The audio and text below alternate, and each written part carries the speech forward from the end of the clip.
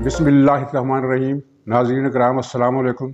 नाज़रीन, आज के मौज़ूआत 3 हैं, मुख्तसर तौर पर उन पर बात होगी। एक तो ये सवाल है कि ज़रदारी कैसे मैनेज हुए, और दूसरा है पीडीएम का मुर्दा ज़िंदा करने की कोशिशें, और तीसरा है कि डस्का के इलेक्शन में हुकूमत को परेशानी और बेइज्जती से बचाने के लिए गैबी ताकतें तेज़ तर हरकत में आ गई हैं। नाज़रीन, ये ज़रदारी साहब को मैनेज करने वाली बात की तरदीद की है आज शेख रशीद ने एक टीवी प्रोग्राम में, और कहा है कि ज़रदारी को हमने मैनेज नहीं किया। शेख रशीद को आप जानते हैं, वो कभी सच बोल नहीं सकता। उसके कोई फिज़िकली गले में कुछ इस तरह के उज़लात फिट हैं कि अगर वो सच बोलेगा तो उसका सांस घुट जाएगा और वो मर जाएगा।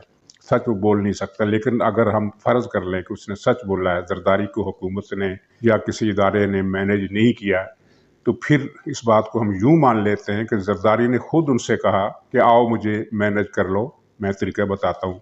वही लतीफ़ा आपने सुना होगा कि किसी ने कहा था, किसी लड़की खातून ने किसी आदमी को कि तुम मुझे छेड़ोगे। उसके बाद उसने फिर सारा तरीका बताया कि तुम मुझे किस तरह छेड़ोगे। तो ज़रदारी साहब मैनेज हुए हैं। उसकी एक निशानी आज मिली। आज वज़ीर-ए-आज़म ने एक ख़त लिखा स्पीकर को कि इंतखाबी इस्लाहात की जाएँ। इस ख़त में उन्होंने इलेक्शन कमीशन पर चढ़ाई की, इल्ज़ामात लगाए। लेकिन जब ये फ़िक्रा जो है कि इंतखाबी इस्लाहात की जाए, क्योंकि इस निज़ाम में करप्शन बहुत है और हालिया इंतखाबात में भी करप्शन का पैसा चला है। अगरचे वो ये बात गोल कर गए कि सबसे ज़्यादा पैसा तो उन्होंने चलाया खुद। 70 करोड़ रुपए एक से लिए, 35 करोड़ रुपए एक से लिए, 3-4 अरबपतियों को टिकट दिए, और फिर वो जो 16 बागी थे, जो करप्ट थे, जो इमरान खान के अपने बयान के मुताबिक करप्ट, गद्दार और बेईमान थे, उन सब को माफ़ी देकर आगोश में दोबारा इमरान खान ने लिया। चलिए खैर, ये एक अलग बात है। लेकिन जब ये खबर सामने आई कि वज़ीर-ए-आज़म ने स्पीकर को ख़त लिखा है कि इंतखाबी इस्लाहात के लिए पार्लिमानी कमेटी बनाई जाए, तो उसके फ़ौरन बाद पीपल्स पार्टी के परवेज़ अशरफ साहब का ये बयान आया कि पीपल्स पार्टी इंतखाबी इस्लाहात पर हुकूमत से मुज़ाकरात के लिए तैयार है। ये बयान 2 चीज़ों की निशानदही करता है। एक तो ये है कि पीपल्स पार्टी से पहले ही ये यकीन दहानी हासिल कर ली गई थी कि वो इंतखाबी इस्लाहात के काम में हुकूमत से तावन करेगी, और दूसरा, परवेज़ अशरफ का ये बयान इस बात का डिक्लेरेशन है कि उनके नज़दीक पीडीएम ख़त्म हो चुका है, क्योंकि पीडीएम का प्लेटफार्म ये कहता है कि जो भी एक्शन होगा, जो भी फैसला होगा हुकूमत से मुज़ाकरात करने का, ना करने का, असम्बली में बैठने का, असम्बली से बाइकआउट करने का, उस सब का फैसला पीडीएम की कौंसिल करेगी। पीडीएम के प्लेटफार्म पर फैसला होगा। परवेज़ अशरफ का ये कहना कि पीपल्स पार्टी गवर्नमेंट से इंतखाबी इस्लाहात पर मुज़ाकरात करने के लिए तैयार है, गोया कि उन्होंने ये कह दिया है कि अब पीडीएम का वजूद नहीं रहा। नाज़रीन, कहानी वही है कि ज़रदारी साहब इतने तल्ख़ क्यों हुए। आज कमरुज़्ज़मा कायरा साहब ये कह रहे थे कि नवाज शरीफ ने जब ये ज़ोर दिया असम्बलियों से निकलने का, तो उनका लहजा भी कुछ सख्त था, तो उसके रद्द-ए-अमल में बात रद्द-ए-अमल की नहीं है, इसलिए कि ज़रदारी साहब ने जो कुछ कहा वो साथ-साथ लीक होकर प्रेस को, मीडिया को फराहम किया जाता रहा। यानी ये बात पहले से तय थी कि ज़रदारी साहब ये बातें करेंगे और वो फ़ौरन मीडिया को पहुंचा दी जाएंगी, ताकि एक नवाज शरीफ को जिस तंज़ और बेइज्जती का निशाना बनाया गया, वो कहानी सारी दुनिया के सामने आ जाए। ये बात बहुत माने खेज़ है। लीकेज नहीं हुई, क्योंकि इजलास के अंदर से लीकेज किसने करनी थी? ज़ाहिर है ये पीपल्स पार्टी के लोगों ने अपनी मीडिया सेल पर भी ये बात चलाई और प्रेस को भी ये बात लीक की, और उनमें कोई बात गलत नहीं थी, किसी बात की तरदीद बाद में नहीं की गई। इसका मतलब ये है कि जहन पहले से बन चुके थे, यानी ज़रदारी साहब मैनेज हो चुके थे, या उन्होंने उनको तरीका बताकर खुद को मैनेज करवा लिया था। और आज एक बयान भी आया उनका कि पीपल्स पार्टी हुकूमत नहीं, निज़ाम को बदलना चाहती है। ये तो 15-20 साल पहले, 15 साल पहले ताहिर अल कादरी ने कहा था, चेहरा नहीं निज़ाम को बदलो। मतलब ये है कि कादरी साहब 15 साल पहले जिस हकीकत तक पहुंच चुके थे, उस हकीकत तक ज़रदारी साहब की रसाई 15 साल बाद हुई है। ये बात भी दिलचस्प है और काबिल ज़िक्र है, नोट करने के काबिल है। तो ये किस्सा तो चल रहा है कि मामलात कुछ मैनेज हुए हैं और कुछ यकीन दहानियाँ कराई गई हैं, लेकिन یہ نہیں کہا جا سکتا کہ اس مرتبہ پھر ان سے ہاتھ نہ ہو جائے۔ بہرحال دوسری طرف پی ڈی ایم کا مردہ زندہ کرنے کی کوششیں کی جا رہی ہیں۔ مولانا فضل الرحمان نے کہا ہے کہ اختلافات ہوئے ہیں اور پیپلز پارٹی نے فلاں غلط کیا یا جو بھی ان کو موقع تھا بیان کیا، اس کے بعد انہوں نے کہا لیکن اس کا مطلب یہ نہیں ہے کہ پی ڈی ایم ختم ہو چکا ہے، پی ڈی ایم موجود ہے۔ یہی بات مسلم لیگ کے ایک دو لیڈروں نے ٹی وی شوز کے دوران کہی اور کہا کہ پی ڈی ایم کو باقی رکھنے کا برقرار رکھا جائے گا، باقی رکھا جائے گا۔ تو کوششیں جو ہیں وہ مسلم لیگ اور جے یو آئی کی طرف سے ہیں کہ پی ڈی ایم کو ختم نہ کیا جائے، اس کے خاتمے کا باقاعدہ اعلان نہ کیا جائے۔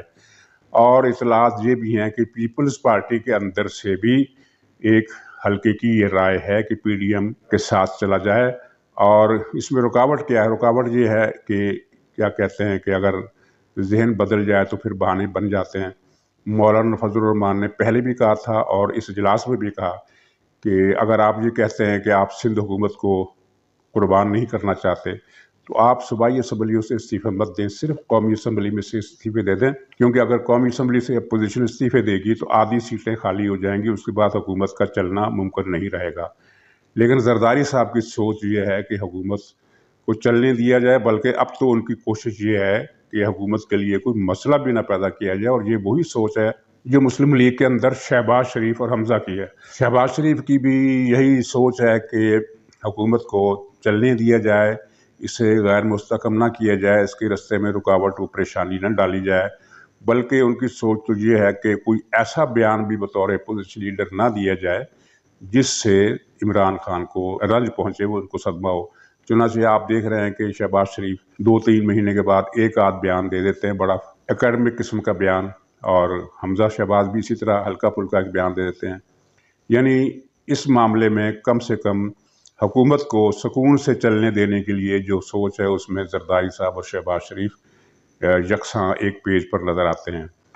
لیکن یہ اس طرح سلسلہ چلے گا نہیں، کیونکہ 2.5 سال میں جس حکومت نے ملک کو پاتال میں دھکیل دیا ہے وہ مزید 2.5 سال میں پاتال سے بھی آگے لے کر چلی جائے گی۔ اور یہ جو خواب ہے، یہ جو خیال ہے کہ اگر حکومت کو چلنے دیا جائے سکون سے، وہ 2.5 سال پورے کر لیے جائیں، تو پھر جناب 2.5 سال کے بعد ملک میں بچے گا کیا؟ وہ چودھری شجاعت کا بیان یاد آتا ہے، وہ ہے تو حکومت کے حلیف اور کبھی حکومت کا ساتھ نہیں چھوڑیں گے، لیکن انہوں نے یہ کہا تھا کہ یہی اسی طرح ملک تباہ ہوتا رہا، معیشت تباہ ہوتی رہی تو 6 مہینے کے بعد کوئی اس ملک کی حکومت سنبھالنے کی پیشکش قبول نہیں کرے گا، یعنی یہ حالت ہو جائے گی، اور وہ حالت ہو گئی ہے۔ ناظرین، تیسرا پوائنٹ ہے ڈسکا کے الیکشن۔ ڈسکا کے الیکشن میں ایجنسیوں کو، اداروں کو، انٹیلیجنس رپورٹوں کے مطابق جو بھی حکومت تک اور انتظامیہ تک اور دوسرے اداروں تک جو رپورٹیں پہنچی ہیں وہ یہ ہیں کہ ڈسکا میں پی ٹی آئی کی جیتنے کا کوئی سوال ہی نہیں ہے۔ اس سلسلے میں آج ایک اخبار نے سروے بھی چھاپے ہیں، ان میں ایک گیلپ کا سروے بھی ہے۔ گیلپ کے سروے کو آپ اہمیت نہ دیں، کیونکہ وہ ہمیشہ اسٹیبلشمنٹ کی مرضی کے مطابق سروے دینے کی کوشش کرتا ہے اور وہ خلاف حقیقت سروے دیتا ہے۔ اس کی بجائے آپ دوسرے 2 اداروں کے سروے دیکھیں جس میں بتایا گیا ہے کہ مسلم لیگ کا ووٹ بینک وہاں 52% سے بڑھ کر 55% ہو گیا ہے۔ اگر 55% نہ بھی ہو، 50% ووٹ بینک ہونے کا مطلب یہ ہے کہ اس کو ہرایا نہیں جا سکتا۔ چنانچہ کوششیں یہ ہو رہی ہیں کہ ڈسکا کا الیکشن روکا جائے، کیونکہ اگر یہ الیکشن ہوتا ہے اور حکومت ہار جاتی ہے، جو کہ اس نے ہار جانا ہے، تو اس حکومت کو بہت بڑا دھچکا لگے گا، اخلاقی اور نفسیاتی طور پر ان کا مورال اس طرح ڈاؤن ہو جائے گا اور اپوزیشن کے حوصلے پھر بڑھ جائیں گے، پبلک میں ان کی جو ساکھ ہے وہ زیرو ہو جائے گی گورنمنٹ کی۔ تو ڈسکا کا الیکشن روکنے کے لیے 2-3 سطح پر کام ہو رہا ہے۔ ایک تو یہ کہ پنجاب حکومت نے پہلے الیکشن کمیشن سے کہا کہ الیکشن اتنی جلدی نہیں ہو سکتے، آپ اس کو آگے کر دیں، 18 مارچ کو الیکشن ہونا تھا، آج کل میں یہ ہو جانا تھا الیکشن، اس کو الیکشن کمیشن نے غیر ضروری رعایت دیتے ہوئے 10 اپریل تک مؤخر کر دیا۔ اب پنجاب حکومت 10 اپریل کو بھی نہیں مان رہی، وہ کہہ رہی ہے کہ رمضان کے بعد الیکشن کرائے جائیں۔ دوسری طرف یہ کوشش ہو رہی ہے کہ ڈسکا میں پورے حلقے میں ری الیکشن کا حکم ختم کر دیا جائے اور صرف 20 حلقوں میں 15 یا 20 حلقے جتنے بھی متنازع ہیں، جن کے عمران خان کے بقول متنازع ہیں، وہ حقیقی طور پر تو سارا حلقہ ہی متنازع ہے، اس لیے متنازع سارا حلقہ کہ باقی جہاں مسلم لیگ جیت بھی گئی تھی وہاں بہت سارے ووٹر مسلم لیگ کے، ان کو ووٹ ڈالنے کی اجازت نہیں دی گئی، ان کو اسٹیشنوں کے باہر قطاروں سے بھگا دیا گیا۔ اگر وہ ووٹ پڑ جاتا ہے مسلم لیگ کو تو مسلم لیگ کی لیڈ بہت زیادہ بڑھ جائے گی۔ बहरहाल कोशिश ये है कि वो उन्हीं 15-20 हलकों में रीपोलिंग कराई जाए, क्योंकि इन लोगों का ख्याल है कि 15-20 हलकों में हम मैनेजमेंट कर सकते हैं इस तरह की कि या तो मुस्लिम लीग हार जाए, या फिर ये है कि अगर जीते भी तो 200-400 वोटों से जीते और ये हम गैलप का सर्वे सही साबित कर दें कि यहाँ मुकाबला बराबर का है। तो मुस्लिम लीग को ये कोशिश नाकाम बनानी है। वो किस तरह नाकाम बनाएगी ये उनका मसला है। वो अपनी वकीलों को मैदान में लाएं, अदालत में अपना मौक़िफ़ इख्तियार करें और राय आमा बनाएं कि इलेक्शन मुलतवी करने की इजाज़त देंगे और ना ही सिर्फ 20 हलकों में पोलिंग की बात मानेंगे। ये मुस्लिम लीग को करना होगा, क्योंकि ये बहुत एक गोल्डन चांस है इस हुकूमत के पाँव उखाड़ने के लिए। अगर मुस्लिम लीग उसको इस्तेमाल नहीं कर सकती तो गोया वो घाटे का सौदा करेगी। नाज़रीन, ये 3 निकात थे जिन पर आज मैंने अपना जो तजिया था पेश किया है। उम्मीद है आपको ये पसंद आएगा। खुदा हाफिज़।